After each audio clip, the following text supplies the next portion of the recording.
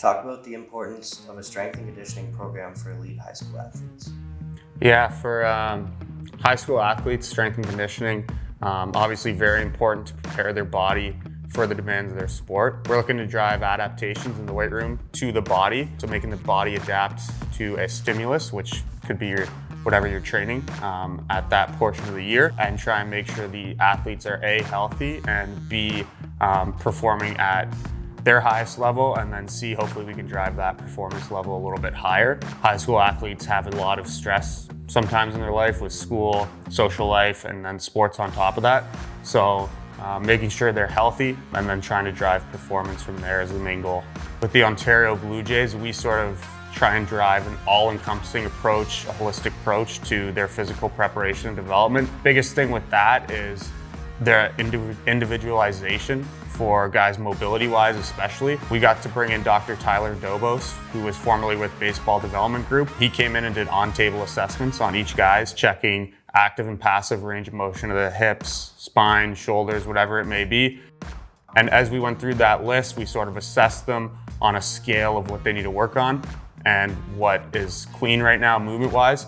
We then bucket them into different groups. So we might have a hip external rotation group, a shoulder internal rotation group who needs to work on that movement.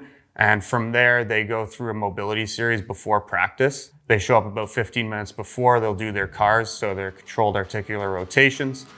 And then from there, they'll go through a series of mobility drills targeted at their individual needs. So on top of their mobility demands and individualization there, we also separate our program into 3 different buckets, or 3 different tiers, if you want to call it that. Our first tier being our younger guys with a lower training age, so lower training experience. They're more so focused on learning how to move in the weight room. Guys, slow on this. Slow.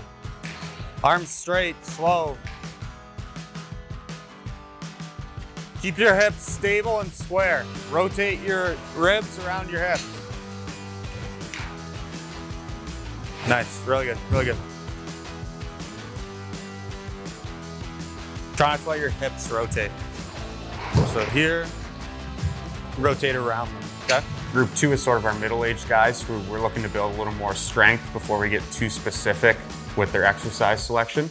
And then group 3 is our older guys who have a really solid training age and a really solid training foundation. And we can sort of apply a little more specific exercises to them because they have that training age and that base level strength. So I think separating our guys by 3 different groups is another thing where you don't really see other programs maybe do so.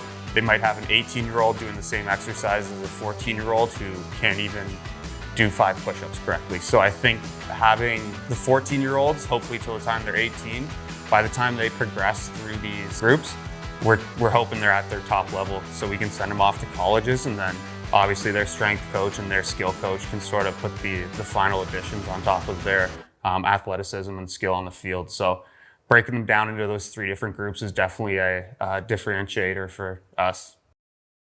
After that, we will go into some dynamic or more explosive work. So some plyometrics, some jumps, some med ball throws, some timed sprints. 1, 2, 4. Time's in the laptop. We'll go through that for about 10 minutes, 15 minutes. With those, we do track our sprint times and our jump heights. So they also have that throughout the off season to sort of give them some motivation. We have Driveline Track in the building, which is a player development software that tracks pitching data, hitting data, and strength and conditioning programming.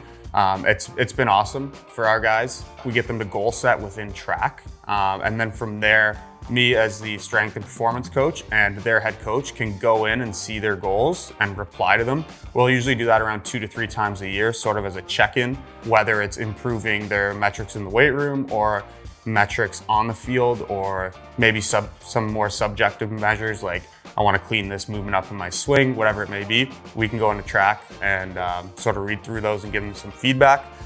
Track also offers tracking technology within their software where athletes are logging each workout, and those numbers are available to them the next time they do that workout. So if they go into the gym and they're doing dumbbell bench press week 1 for 5 reps and they do 40 pounds. The next time they go in there, they'll see last week they did 40 pounds, and then they can try and add on top of that. So having driveline track has been huge just for the simple fact of saving space and athletes being able to see their progress throughout the year, right? Especially with younger guys, seeing that progress and seeing some visual and then obviously physical proof of actually getting better is going to be a bigger motivation factor than me yelling at them to say, yeah, let's work hard, let's put our nose down and get to work. To me, seeing the results is the best thing you can do to sort of drive motivation from all athletes, in my opinion. So track's been huge that way for us. From there, they'll go into their actual training session, which will usually consist of an upper body series,